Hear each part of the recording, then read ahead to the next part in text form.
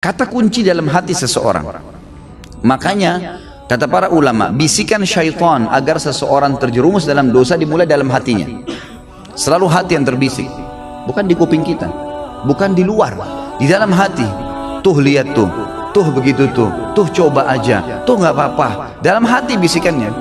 Dan kalau kita tahan juga dalam hati, maka tidak akan ada masalah. Jadi hati ini memang betul-betul raja nih, kata para ulama. Nabi SAW pernah kedatangan seorang laki-laki dalam hadis Bukhari, ya Rasulullah, wasiatkan saya. Nabi SAW tahu orang ini emosional. Kata Nabi, jangan kamu marah. Marah itu penyakit hati loh ya, di hati. Tapi dia teraplikasikan nanti dengan gerakan tangan, ekspresi wajah. Tapi dia dari hati tuh. Nabi SAW ingatkan, jangan kau marah, hatimu tidak boleh. Apalagi ya Rasulullah, jangan kamu marah. Apalagi ya Rasulullah, jangan kamu marah. Nabi SAW, kata para ulama hadis, seringkali memberikan nasihat sahabat sesuai dengan keadaan yang sedang dihadapi oleh orang itu. Jadi makanya kita pun sebagai umat Nabi SAW tidak mengambil hukum spontan dari sebuah hadis, karena itu per kasus di zaman Nabi SAW, gitu kan? Jadi bisa saja sahabat ini pernah seperti ada sahabat yang datang mengatakan, ya Rasulullah, anak muda nih, dalam hadis Bukhari juga, saya siap tinggalkan semua dosa. Semua yang Allah larang saya tinggalkan, semua yang Anda larang saya tinggalkan, kecuali satu, izinkan saya berzina. Ini kasus lain lagi. Kata Nabi SAW, apa kau ridha kalau ibumu dizinai? Dia bilang tidak. Saudarimu tidak, istrimu tidak, tantemu tidak, anakmu tidak. Lalu kenapa kau ridha untuk dilakukan pada orang lain?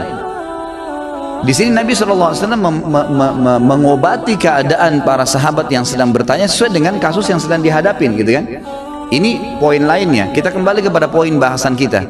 Bagaimana Nabi SAW tidak tadi sampai beruban, kecuali hanya 3 lembar di umur 63 tahun, karena luar biasa dalam pengontrolan hati beliau. Tidak mudah marah, kecuali hukum Allah. Lebih banyak memaafkan, gitu kan? Dan saya sudah bilang tadi, ikhwan dan akhwat sekalian, ingat, jangan keburukan dibalas dengan keburukan. Orang fitnah, biarin dia fitnah sampai dia capek. Jangan dibalas dengan fitnah. Lalu apa yang saya harus lakukan, Ustaz? Maafkan. Masa sih Ustaz? Maafkan. Enak benar dia Ustaz? Maafkan. Nggak ada kata lain, jawabannya cuma itu. Maafin. Baik. Lalu dia bagaimana? Sudah enak-enak berbuat fitnah saya, sebarin saya. Allah ada. Allah subhanahu wa ta'ala itu kita yakini sebagai orang beriman, Sami', maha mendengar, Basir, maha melihat, Alim, maha mengetahui. Gak usah khawatir. Hukum yang telah Allah turunkan, setiap orang yang berbuat dosa pada Allah, dia kalau tobat Allah ampuni. Tapi kalau dosa berhubungan dengan hak makhluk, manusia, maka dia harus tobat kepada Allah dan meminta maaf kepada manusia yang dia buat salah. Gunjing, fitnah, mencuri, merusak nama baik. Jadi kalau kita begitu difitnah, langsung awalnya kita maafin, udah deh saya maafin. Allah mengatakan wal afina anin nas, hati kita steril kembali tuh. Kita mendapatkan pahala karena menjalankan perintah Allah dan Rasulnya, gitu kan? Dan dia selama dia dalam hukum Allah yang kita yakini, dia selama tidak minta maaf dengan kita, hukuman Allah tetap datang pada dia. Gak usah khawatir, gitu kan? Apa yang kita mesti khawatirkan? Toh dia akan dihukum sama Allah kok. Orang tadi yang menendang kucing dengan menganggap, oh kucing ini nggak bisa buat apa-apa, pasti Allah SWT datangkan hukumannya. Jadi kalau antum tiba-tiba jalan baik-baik saja, sepatunya baru, jalannya bagus, tiba-tiba keseleo, coba muhasabah. Biasanya kata ulama, Allah subhanahu wa ta'ala pada saat mendatangkan sebuah hukuman kepada seorang hamba, itu Allah lintaskan di benak dia dosa yang dia lakukan. Subhanallah. Misal ada orang tadi keseleo, pada saat dia keseleo, aduh sakit, itu terlintas pada saat itu atau beberapa saat setelah itu, apa yang menjadi penyebab dia keseleo. Kalau dia jeli, dia bisa tangkap tuh, oh ternyata dulu pernah ada orang yang saya tendang nih, pernah mencuri sepatu, pernah apalah, gitu kan, pelaku-pelaku yang dilakukan. Maka datang hukuman tersebut. Orang kalau masuk rumah sakit tiba-tiba, kemudian dirawat di rumah sakit selama 3 hari harus dirawat, demam berdarah atau penyakit apa saja, ya. Kemudian dia pada saat sakit, pastikan kalau dia peka, kalau dia kembali kepada Allah, dia bermuhasabah, ya Allah ini apa penyebab dosa saya bertobat sama kamu kalau seandainya ada perbuatan salah, itu pasti terlintas di benaknya apa penyebabnya tuh. Misal tiba-tiba dia teringat, oh dulu pernah dia minum khamar, oh dulu pernah dia buat sesuatu yang haram, terlintas tuh. istighfar kepada Allah, gitu kan. Seperti itu. Jadi hati memang betul-betul dikatakan sini mahkota. Dan saya lupa ya, saya tidak tahu apa saya pernah sampaikan di pertemuan lalu atau sebelumnya tentang masalah bagaimana hati itu, teman-teman sekalian, betul-betul harus disterilkan seperti sebuah ruangan yang steril sekali.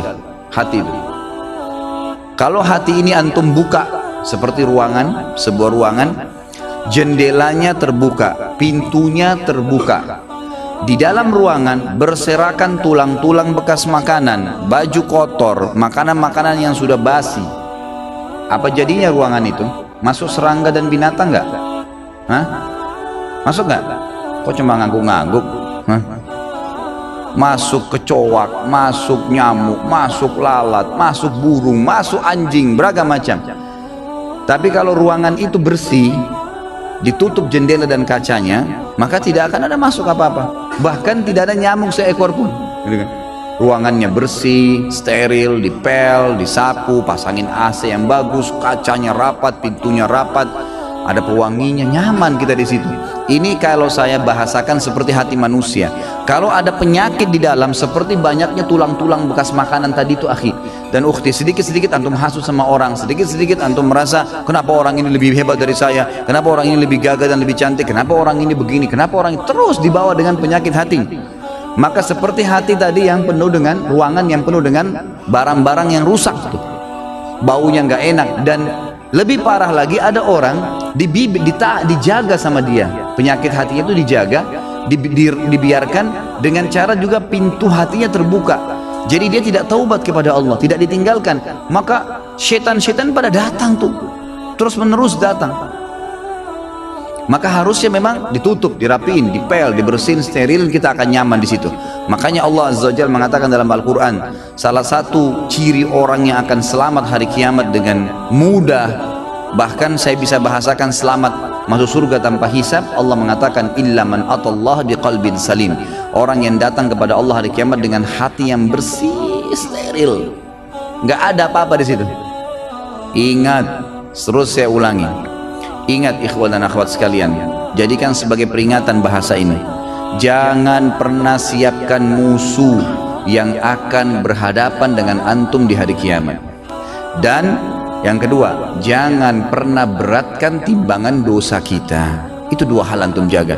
Sibukkan diri lawannya tuh, supaya punya teman yang bisa membantu memberikan syafaat hari kiamat tuh. Artinya berteman dengan orang-orang saleh, jangan orang-orang buruk. Jangan pernah punya masalah dengan orang lain. Sudahlah, gitu kan. Sangat luar biasa kita bersihkan hati itu. Dan juga yang kita sibukkan sehari-hari adalah amal soleh yang memberatkan timbangan amal soleh kita nanti hari kiamat. Jangan dosa yang justru bermasalah buat kita nanti di hari kiamat. Harusnya kita faham poin-poin seperti ini.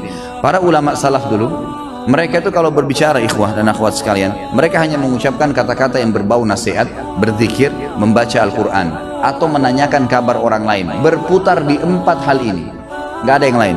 Nggak pernah gunjing, nggak pernah fitnah, nggak pernah menghina, nggak pernah kata kasar, nggak pernah. Kata Nabi SAW, laisal mu'minu bit-ta'ani walal la'an. Bukan sifatnya orang mukmin itu ta'an, suka mencaci maki orang, menuduh orang, menyalahkan orang lain, menghina dengan kata kasar dan seterusnya. Dan juga la'an, suka ya mendoakan keburukan bagi orang lain. Baik Ustaz, kalau ada orang kebetulan punya kelebihan di hadapan saya, jabatannya lebih bagus, fisiknya lebih sempurna, secara materi lebih mapan, lebih pintar, apa yang saya harus lakukan? Renungi hadis Nabi SAW yang berbunyi, manusia 4 tingkatan. Yang pertama, Allah berikan kepadanya ilmu dan harta. Luar biasa, sudah cerdas, gagah, pinter, gitu kan? Kemudian kaya raya. Dan kata Nabi SAW, dia habiskan keduanya di jalan Allah. Ilmunya diajarkan, kemudian juga hartanya diinfakkan. Datang golongan yang kedua, yang Allah berikan kepadanya harta, diberikan ilmu tanpa harta, berilmu, faham ilmu agama, tapi keadaan ekonominya biasa. Dia lihat orang yang punya kelebihan nih, apa yang dia lakukan? Dia mengatakan, ya Allah, kalau engkau memberikan kepadaku seperti kau berikan kepada dia, aku akan lakukan seperti dia atau bahkan lebih. Kata Nabi SAW, fahuma fi ajri sawa, dua-duanya akan sama pahalanya. Karena memang yang kedua ini nggak punya harta, maka dia hubungkan itu dengan tekad yang kuat, niat yang baik kepada Allah SWT. Kalau dia dikasih, dia akan lakukan. Allah dengan kemahaadilannya berikan. Si yang pertama nggak dizalimi, dia dapat semuanya. Tapi yang kedua diberikan kelebihan oleh Allah SWT karena tekadnya yang baik. Golongan ketiga, orang yang Allah berikan kepadanya harta tanpa ilmu, nggak ada ilmunya, kaya raya tapi luar biasa, cuma nggak tahu mana halal mana haram, nggak pernah tahu masalah urusan akhirat, ada surga dan neraka, nggak pernah berpikir kalau mati di alam barzah nanti akan ada masalah kalau dia banyak dosa. Diberikan, dihabiskan hartanya di jalan kemaksiatan kepada Allah, bangun diskotik, bar, sibuk dengan itu. Kemudian datang golongan keempat, ini yang luar biasa ya. Kejahilan yang luar biasa. Jangan jadi golongan ketiga aja, nggak boleh, apalagi golongan keempat. Orang yang tidak dikasih ilmu, nggak dikasih harta, miskin, ya kan gitu, dan juga tidak ada, bodoh, nggak ada ilmunya. Yang dia jadikan tolak ukur bukan golongan pertama sama kedua, tapi golongan ketiga. Orang kaya raya yang bangun hotel sana sini banyak kemaksiatannya, diskotik dan seterusnya. Orang-orang yang banyak tiap hari bermaksiat kepada Allah SWT, lalu dia bilang, kalau saya punya harta seperti dia, saya akan buat yang sama. Maka kata Nabi SAW, fahuma fi wazri sawa, ini orang ini sama-sama dosanya. Rugi nggak kira-kira? Udah miskin di pinggir jalan, rumahnya sudah gubuk, nggak ada ilmunya, bodoh. Kemudian di sebelah gubuknya ada orang bangun hotel atau diskotik, keluar pakai mobil Mercy, tiap hari mabuk, berzina, gonta-ganti pasangan. Lalu dia bilang, coba saya kaya seperti dia, saya akan buat sama. Lalu kita yang di gubuk itu sudah susah hidupnya, dikasih dosa yang sama dengan dia, kita nggak lakukan, padahal tekadnya maunya seperti itu. Maka ini kata Nabi SAW, fahuma fi wazri sawa, ini sama dosanya. Jadi selalu jadi tolok ukur orang yang berprestasi dan baik. Allah berikan kebaikan-kebaikan padanya, lalu dia habiskan di jalan Allah.